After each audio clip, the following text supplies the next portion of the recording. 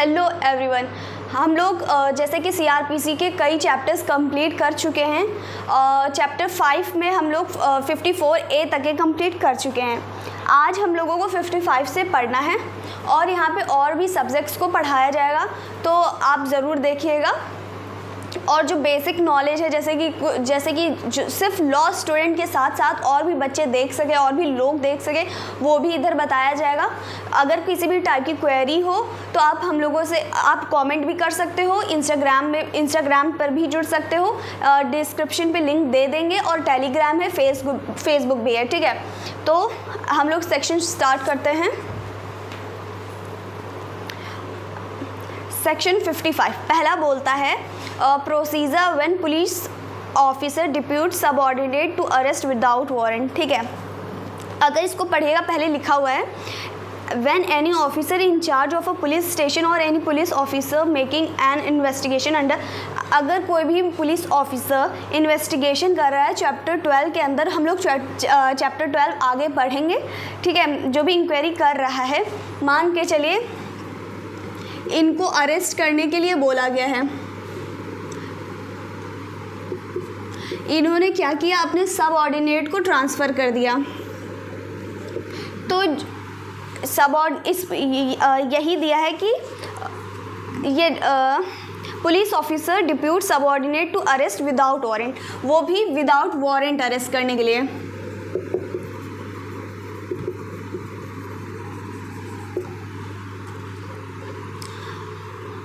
अगर मान के चलिए जैसे कि ये इसका क्लॉज ये बोलता है, जैसे कि ये ट्रांसफ़र कर दिया अपने सबऑर्डिनेट को कि अब भैया आप पकड़ो अब विदाउट वारंट।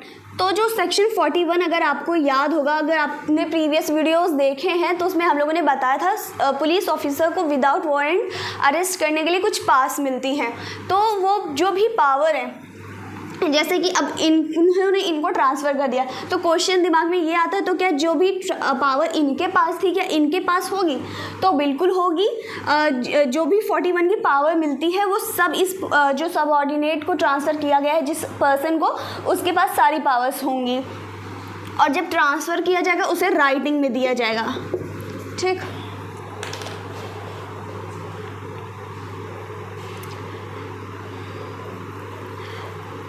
ये जो मैंने बताया 41 जो 41 की पावर्स हैं, लाइक जब पुलिस ऑफिसर अरेस्ट करे विदाउट वारंट कब कब अरेस्ट कर सकता है, जो 41 में हम लोगों ने पढ़ी थी, वो ये क्लॉज 2 बोलता है। नेक्स्ट सेक्शन है 55A health and safety of arrested person.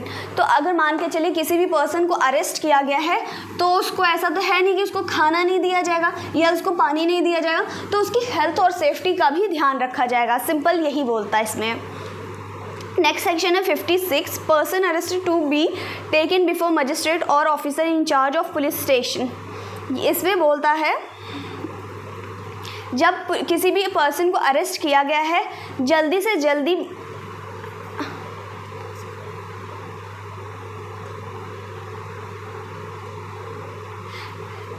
इसको पढ़िएगा। अ police officer making N arrest without warrant, अगर किसी भी पर्सन को पुलिस विदाउट वारंट अरेस्ट करती है तो unnecessary delay, without unnecessary delay and subject to provision here in contain bail take send person arrest direction take before such. मान के चलिए इनको अरेस्ट किया गया है तो मजिस्ट्रेट के पास ले जाया जाएगा विदाउट डिले। अगर मान के चलिए बेल मिल सकती है तो उसे बेल भी दिया जाएगा, ठीक है। अब कई ऐसे ऑफेंस होते हैं जिसमें पुलिस स्टेशन में भी बेल मिल जाती है, कई होते हैं जहाँ की मजिस्ट्रेट के पास भी जाना पड़ता है। नेक्स्ट सेक्शन है 57, ये बहुत ही इंपॉर्टेंट है, इसे टिक कर लीजिएगा। Person arrested not to be detain more than 24 hours. 57 section बोलता है किसी भी पर्सन को अरेस्ट किया गया है 24 आवर के अंदर मजिस्ट्रेट के सामने उसे ले जाना ही ले जाना होगा। ये हम लोगों का कॉन्स्टिट्यूशन में आर्टिकल 22 का 2 हमें फंडामेंटल राइट देता है कि जब अरेस्ट हुआ है तो विदाउट डिले 24 आवर के अंदर मजिस्ट्रेट के सामने उस अक्यूज़ को ले जाना होगा। उस पर्सन को, जो भी अरेस्ट किया हुआ है, उस पर्सन को ले जाना होगा। नेक्स्ट सेक्शन बोलता है पुलिस टू रिपोर्ट एप्रीहेंशन। जैसे कि मान के चलिए पुलिस क्या करती है जब अरेस्ट करती है, कि एक डायरी रजिस्टर बताया था हमने प्रीवियस सेक्शन में कि वो तैयार करती है कि भैया इतने इतने पर्सन को आज अरेस्ट किया गया है। तो ये जो लिस्ट है, ये लिस्ट SDM या DM को भेजी जाएगी, ठीक है।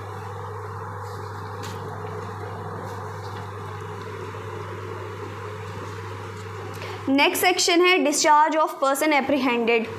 देखिए, अगर मान के चलिए किसी पर्सन को अब डिस्चार्ज करना है, तो डिस्चार्ज करने का इसमें सिर्फ 3 तरीके दिए हुए हैं। पहला है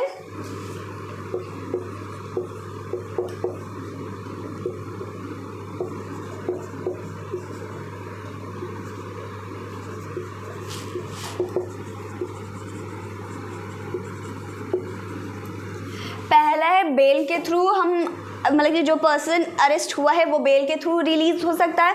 दूसरा बॉन्ड भर के रिलीज़ हो सकता है, और तीसरा स्पेशल मजिस्ट्रेट के ऑर्डर्स पे वो रिलीज़ हो सकता है। नेक्स्ट सेक्शन है 60 power on escape to pursue to and retake.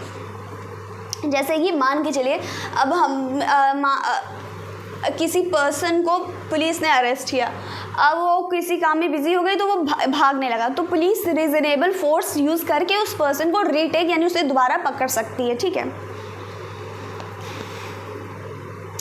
ये पुलिस को एक तरीके से पावर देता है ये वाला सेक्शन।